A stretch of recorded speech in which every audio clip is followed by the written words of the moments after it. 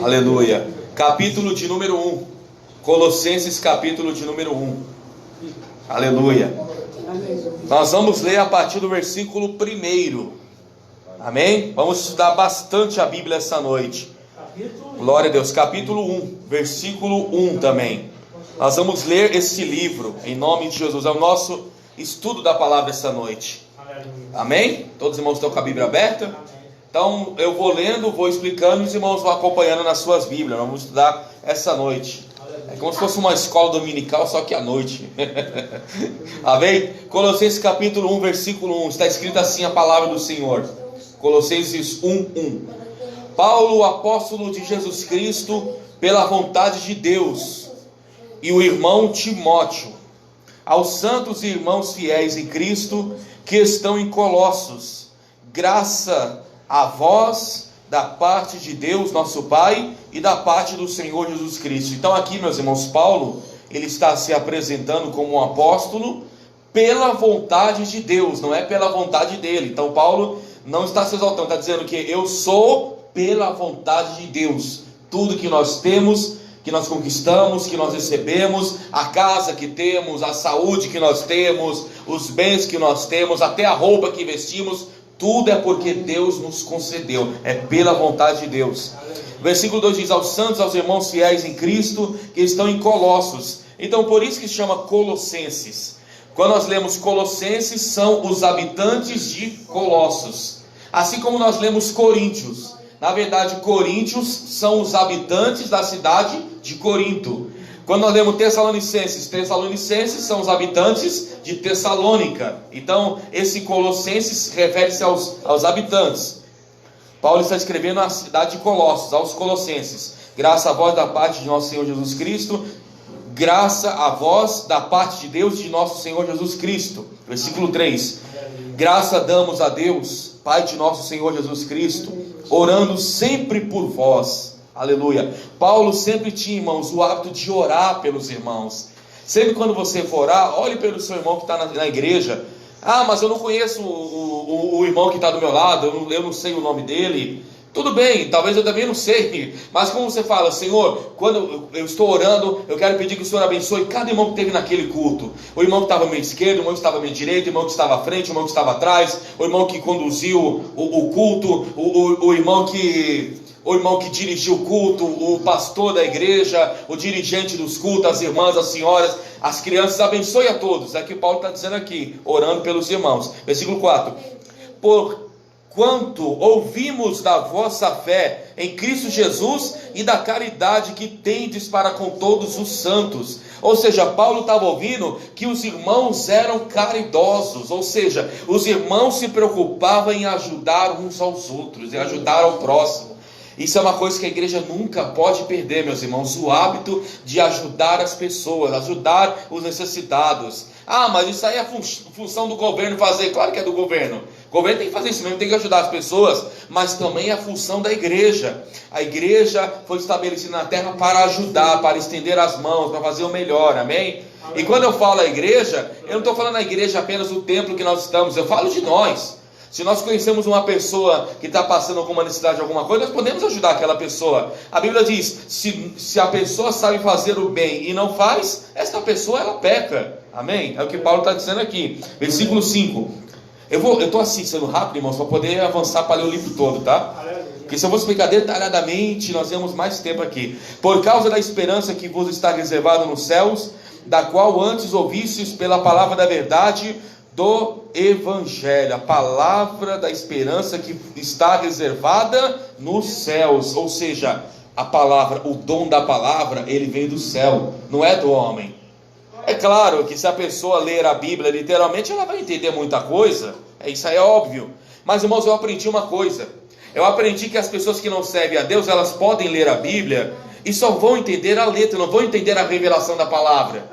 Ah, mas o diabo conhece a palavra, o diabo foi lá e tentou Jesus e falou: se tu és o mestre, transforma essas pedras em pães, lance-te daqui abaixo, porque está escrito tal. O diabo conhece a letra, os demônios conhecem a letra. A revelação do que está na Bíblia, Deus só deu para os crentes, para os salvos, amém? Aí está o nosso privilégio. A Bíblia vai dizer, irmãos, no livro de Hebreus, que os anjos queriam pregar a palavra, mas Deus deu esse privilégio a nós, aos seres humanos. Então, pregar a palavra, ensinar a palavra, estudar a palavra, ter uma Bíblia na sua mão e você poder ler na sua casa, aonde você quiser, isso, irmãos, não é um hábito religioso, é um privilégio, é uma honra da parte de Deus. Versículo 8: que já chegou a vós, como também está em todo o mundo, está falando da palavra de Deus, e vai frutificando, como também entre vós, que desde o dia que ouvistes e conhecestes a graça de Deus, em verdade. Ou seja, a palavra de Deus vai frutificando, vai gerando frutos. Irmãos, vocês não precisam abrir não, mas a Bíblia diz em Romanos capítulo 10, versículo 17 assim: a fé vem pelo ouvir, e o ouvir da palavra de Deus. Então, enquanto eu estou pregando, ou enquanto algum irmão aqui está pregando ou lendo a palavra, Deus, pela palavra que está sendo ministrada, está colocando fé. Se Deus colocar fé em nós, nós vamos acreditar no Senhor. Acreditando no Senhor, confiando no Senhor através da fé, vem a bênção e o milagre. Então vocês entenderam que tudo começa pela palavra? A palavra gera fé, e a fé gera um milagre. É importante a palavra de Deus, a Bíblia Sagrada. Versículo 7: como aprendestes de Epáfras, nosso amado conservo, eita que nome bonito, Epáfras. Como aprendesse de Epáfras, nosso amado conservo. O que quer dizer conservo? A palavra conservo quer dizer uma pessoa que serve os outros, ou seja, uma pessoa, por exemplo, sabe quando a gente vai na casa de alguém e a pessoa traz para nós um café, como o irmão já sempre faz quando a gente vem aqui, né? Convida a gente para tomar um café, conversar, tem toda aquela servidão, todo aquele carinho de receber uma pessoa. Chega um parente na sua casa, uma pessoa de viagem, você não tem o prazer de preparar um quarto para a pessoa descansar, fala, se quiser tomar um banho, está ali o banheiro, comer alguma coisa, já jantou, almoçou. É isso que ele está falando aqui, era uma pessoa que tinha prazer em servir, amém? O cristão tem que ter esse prazer também, em nome de Jesus. Como aprendeste com Epáfras, nosso amado conservo, que para vós é um fiel ministro de Cristo, o qual, então esse Epáfras, ele era um pregador da palavra, o qual nos declarou também a vós a caridade no Espírito, fazer ajuda ao próximo, amém? Versículo 9: por esta razão nós também, desde o dia em que ouvimos, não cessamos de orar por vós, e de pedir que sejais cheios do conhecimento da sua vontade, e em toda sabedoria e inteligência espiritual. Irmãos, veja que tremendo. Paulo está dizendo que esse Epáfras, ele era um pregador da palavra, que ensinava a palavra, e o desejo de Paulo é que pela pregação que esse irmão Epáfras estava ministrando, e outros irmãos também, as pessoas adquirissem conhecimento e inteligência espiritual. Sabe o que eu aprendo aqui? Toda vez que nós ouvimos a palavra, nós estamos aprendendo alguma coisa para a nossa própria edificação. É por isso, irmãos, que quando nós estamos em casa, nós temos um tempinho. Hoje em dia nós somos tão abençoados, dentro de um país tão abençoado, que se você ligar a televisão, tem alguém pregando na televisão. Se você for lá para a internet, para o YouTube, para o Facebook, vai ter alguém pregando na internet, como eu faço isso muitas vezes também. Amém? Se você for, por exemplo, ligar um rádio, vai ter alguém pregando na rádio. Por que eu estou falando tudo isso? Porque nós estamos ouvindo a palavra no culto esta noite. Mas quando terminar o culto e você for para a sua casa, no decorrer dessa semana, na sua casa também tem um hábito sempre de ouvir uma palavra, de ouvir uma pregação, de assistir uma mensagem, de chegar lá, compra um DVD. Na minha casa eu tenho uma pilha enorme só de DVD de pregação. Eu assisto a pregação, já assisti uma vez, eu assisto de novo, e sempre, irmão, porque eu entendo que a minha comunhão com Deus não deve ficar apenas na igreja, tem também que ser fora da igreja, em casa, pegar um CD evangélico, ir lá ouvir um louvor, ficar lendo a Bíblia, tirar uns minutos por dia para estudar a palavra, porque isso é para a nossa própria edificação, estudar a palavra e manter comunhão com Deus, dentro e fora da igreja, amém? Glória a Deus. Versículo 10: para que possais andar dignamente diante do Senhor, agradando-lhe em tudo, e frutificando em toda boa obra, crescendo no conhecimento de Deus. Está falando da Bíblia novamente. A pessoa que ouve a pregação, que lê a Bíblia, que estuda a Bíblia, por isso que a sua Bíblia não pode ficar em casa só aberta no Salmo 91, que a página está até amarela, ou no Salmo 23, não, isso aí é religião, para com isso. Se você tem o hábito de na sua casa deixar a Bíblia só aberta, Salmo 23 e 91, isso aí é religião, não tem nada a ver com Deus, irmãos. A Bíblia é para ser lida, não para ser posta como um objeto religioso. Amém? Ele está dizendo que quando a pessoa ela estuda a palavra, ela anda dignamente diante do Senhor. Sabe o que eu aprendi a ser um bom crente, um bom cristão? Porque eu aprendi na igreja.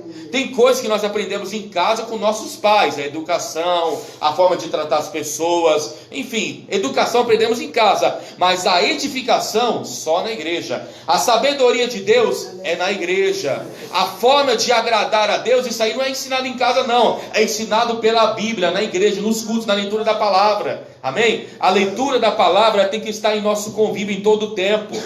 Ah, mas eu não posso às vezes ficar lendo a Bíblia toda hora, porque quando saio para trabalhar, vou lá, pego o ônibus cheio, o metrô lotado. Mas hoje em dia nós temos até Bíblia de celular, Bíblia que dá, eu tenho mesmo uma Bíblia que eu aperto nela, eu clico, ela começa a narrar a Bíblia, começa a narrar os versículos, eu posso deixar a tela desligada, coloco o fone de ouvido e fico lá ouvindo.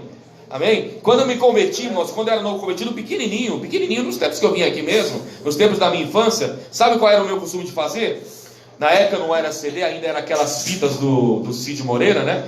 Eu pegava aquelas fitas do Cid Moreira e ficava ouvindo. Para quê? Para decorar a Bíblia, para aprender versículo da Bíblia. E eu ficava ouvindo uma, ficava ouvindo duas, ficava ouvindo três, ouvia a mesma fita direto. Tanto é que muitos versículos que eu decorei até hoje na minha cabeça, foi porque na minha infância eu ficava ouvindo aquilo repetidamente. Amém? Sem contar às vezes, quantas horas, quantas madrugadas, estudando a palavra, lendo um livro evangélico. Enfim, temos que manter comunhão para o nosso próprio crescimento. Amém? Glória a Deus. Tanto é que eu vou aproveitar aqui só citar um versículo da Bíblia. A Bíblia vai dizer lá no Antigo Testamento, no livro de Osés, capítulo 4, versículo 6, assim, ó: o meu povo perece por falta de conhecimento. A palavra perecer, se você ler no dicionário, ela significa o seguinte: sofrimento.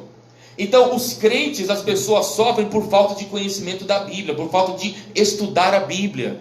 Irmãos, nós estamos num tempo em que as pessoas estão se enchendo de tanta coisa, de tanta informação de jornal, de televisão, só tragédia. Mas é o tempo dos crentes crescerem na leitura da palavra.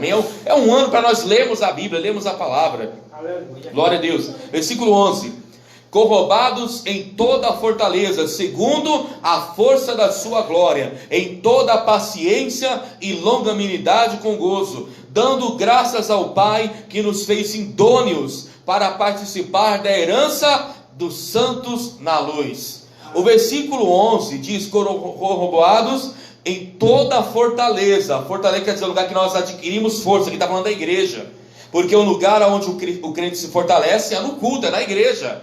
A gente vem para o culto aqui, é como se fosse um celular que está lá descarregado. Nós chegamos lá, colocamos o celular na tomada. Quando o celular está 100%, ele dá para durar o dia inteiro, não é verdade?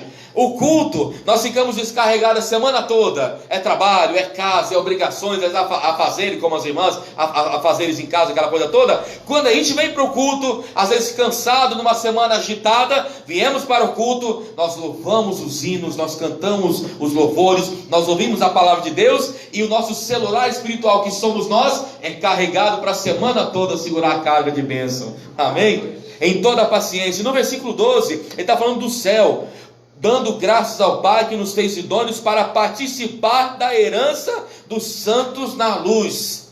Irmãos, o céu é uma herança que Jesus deixou para nós. A salvação é uma herança que o Senhor deixou para nós, que é uma herança que vale a pena nós cultivarmos, vale a pena nós preservarmos. Irmãos, a maior riqueza que o ser humano pode ter não é o dinheiro. Ah, o dinheiro não traz felicidade? Claro que traz felicidade. É hipocrisia mesmo você falar que o dinheiro não traz felicidade. Claro que traz, e muita felicidade. Quem não queria ter dinheiro agora para não ser feliz? Claro que traz. Só que isso aí, irmãos, é uma felicidade terrena, passageira. Um dia a pessoa ela vai morrer, o dinheiro vai ficar para quem for usar. Mas a salvação é uma coisa que mesmo diante da morte, ela não se acaba, ela não termina. Ao contrário, quando a pessoa morre, é aí que começa a verdadeira felicidade. Amém? Já preguei sobre isso várias vezes aqui em nome de Jesus. Até ia pregar sobre a volta de Jesus, mas falei, vamos falar de outro assunto hoje, amém?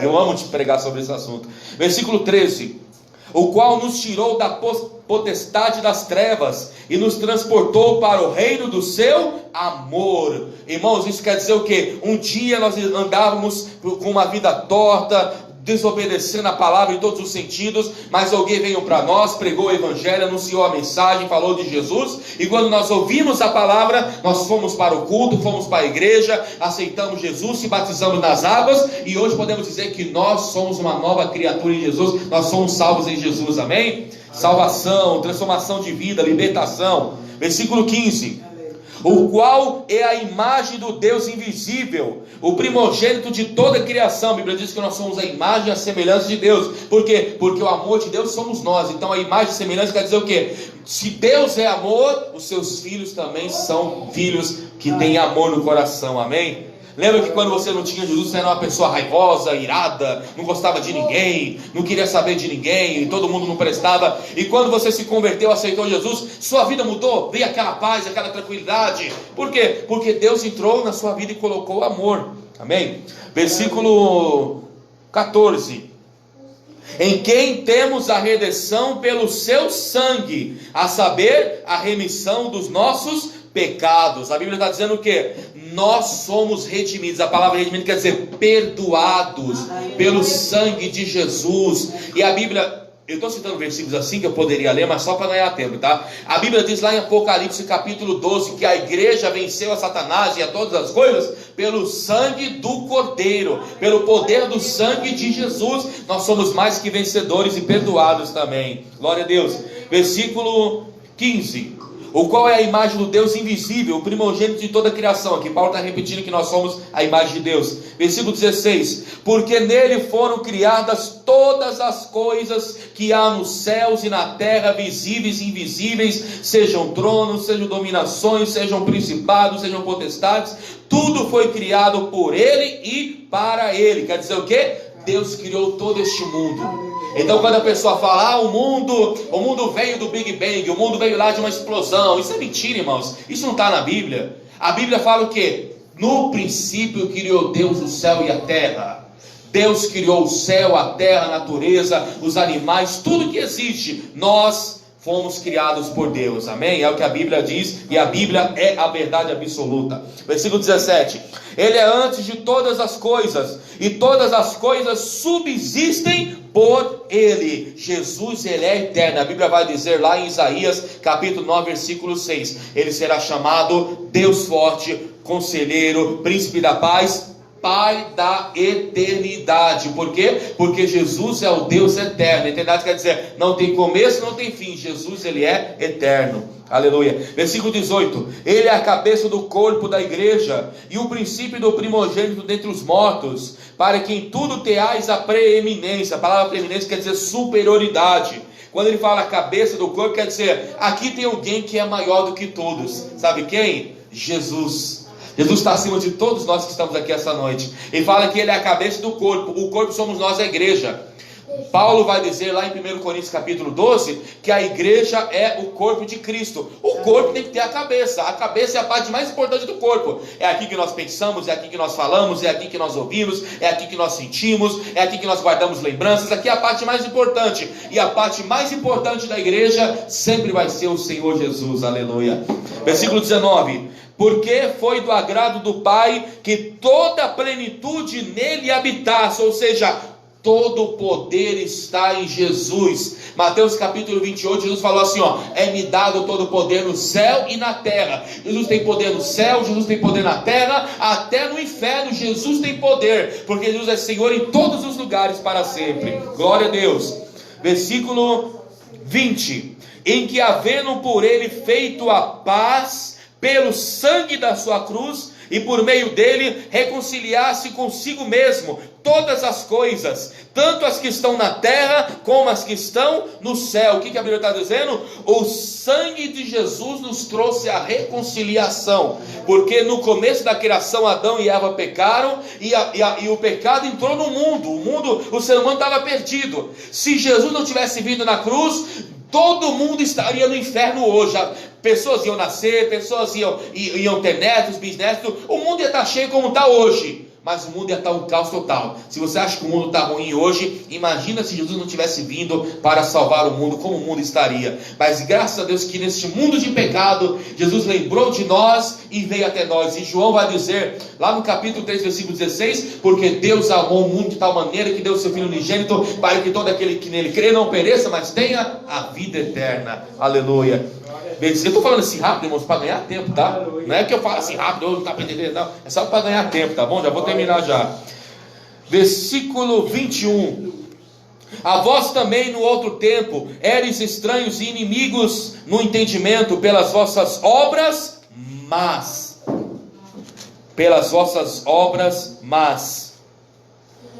agora contudo vos reconciliou. Obras más. Toda pessoa que não tem Jesus é uma pessoa má. A pessoa lá é bonzinha, mas se não tem Jesus, meu irmão, é pecador e falho, necessita da salvação.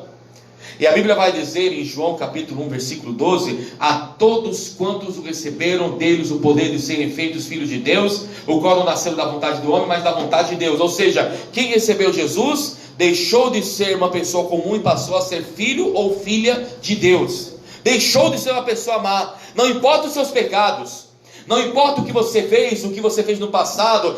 Fui uma pessoa ruim, eu fiz isso, fiz aquilo outro. Mas se você veio para a igreja, aceitou Jesus, está no caminho do Senhor, tenha certeza, o sangue de Jesus redimiu a sua vida, e hoje você é uma outra criatura em nome de Jesus.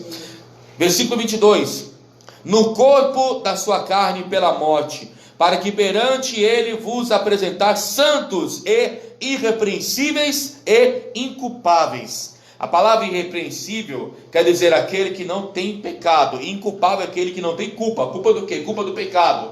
Quando vai ser isso? Nos dias de hoje? Claro que não. Porque ninguém é perfeito, irmão. Todo mundo aqui erra e falha. Todo mundo erra, todo mundo peca, todo mundo falha. Então quando vai acontecer isso? Na eternidade. Quando Jesus voltar e o arrebatamento acontecer, a Bíblia diz que nós teremos nossos corpos transformados. E estaremos para sempre com o Senhor. Isso quer dizer o quê?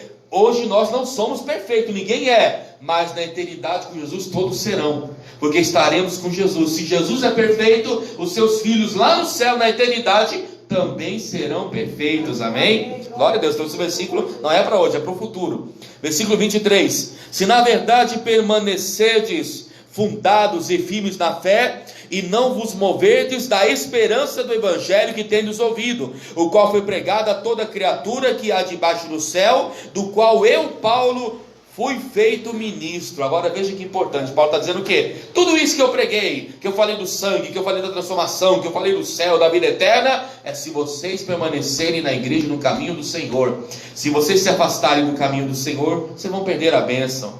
E a Bíblia vai dizer lá no livro de Isaías, no capítulo 1, se não me engano, versículo 4, versículo 5, diz assim: ai da nação pecadora, do povo obstinado, que olhou para trás, blasfemaram de Deus e deixaram o caminho do Senhor. Está falando daquele que se afasta. E o versículo começa com a palavra ai. Toda vez que na Bíblia tem a palavra ai, refere-se a sofrimento. Ou seja, toda pessoa que se desvia da igreja sofre, meus irmãos. Já conheceu uma pessoa desviada bem na vida? A pessoa desviada pode ser alegre, pode ser feliz, pode ter dinheiro, pode ter amigos, mas dentro dela, ela sabe que está desanimada e precisa de Jesus. Falta alguma coisa na vida dela, falta alguma coisa na vida dele, e o que falta é Jesus, meu irmão. Toda pessoa afastada, ela perde o brilho da presença de Deus. Amém? Não podemos jamais deixar a igreja do Senhor. A Bíblia vai dizer, meus irmãos, lá no livro de Hebreus, capítulo 10, versículo 25, assim, não deixando a nossa congregação como é costume de alguns, antes admoestando-vos uns aos outros. Quer dizer, o escritor de Hebreus está dizendo que nós não devemos sair da igreja, se afastar da igreja e ir para o mundo. Irmão, nós temos que estar firme na igreja até o fim da nossa vida. Amém? Até quando Jesus nos chamar, temos que estar firme para sempre nos caminhos do Senhor. Eu vou terminar só esse capítulo, tá, irmãos? Uma próxima oportunidade eu dou sequência aqui no nosso estudo, em nome de Jesus. Versículo 24, já vou terminar, tá? Regozijo-me agora no que padeço. Estou lendo o versículo 24. Regozijo-me agora no que padeço por vós, e na minha carne cumpro o resto das aflições de Cristo, pelo corpo que é a igreja. Paulo está dizendo assim: irmãos, eu estou passando algumas lutas, algumas dificuldades, mas eu não deixarei o caminho do Senhor. Mesmo sofrendo, eu estou com Jesus. Se este mundo, irmão, já é difícil sem Jesus, ou melhor, se esse mundo já é difícil com Jesus, imagina não servindo Jesus. Irmão, quem não tem Jesus está desesperado. Quem não tem Jesus está aflito. Você que tem Jesus pode passar, às vezes nós passamos por algumas lutas, alguns problemas, mas nós confiamos em Deus. Sabemos que por mais luta e problema que nós passamos, lá na frente o Senhor vai nos dar a vitória. Lá na frente o Senhor vai nos livrar. Lá na frente o Senhor vai nos abençoar. Lá na frente Ele vai abrir a porta, porque Ele vai agir em nosso favor. Se estamos com Jesus, nós vamos ter vitória sobre toda a adversidade, em nome de Jesus. Versículo 25: da qual eu estou feito ministro, segundo a dispensação de Deus, que me foi concedido para convosco, para cumprir a palavra de Deus. Paulo está dizendo, a minha vida é para cumprir a palavra de Deus. A nossa vida é para viver a palavra de Deus, viver a vontade de Deus. Amém? Nós temos que viver a vontade de Deus.